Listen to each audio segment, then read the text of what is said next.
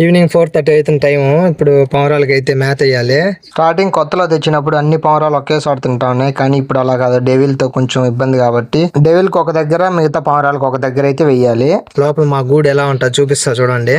మనం వెళ్ళాలంటే ఈ డోర్ లోపల నుంచే వెళ్ళాలి. రాండి ఒకసారి లోపల ఎలా ఉందో చూపిస్తాను. ఇక్కడ చూడండి 1 month 10 days బేబీ ఎలా ఉందో ఇప్పుడిప్పుడే ఎగరడం అయితే స్టార్ట్ అయింది. నేను లోపలికి వెళ్ళానంటే వచ్చేస్తుంది, ఎక్కడున్నా కూడా ఎత్తుక్కుంటాను నా దగ్గరికి. ఇక్కడ చూడండి మన జాబిల్లి గుడ్ల మీద అయితే కూర్చోంది.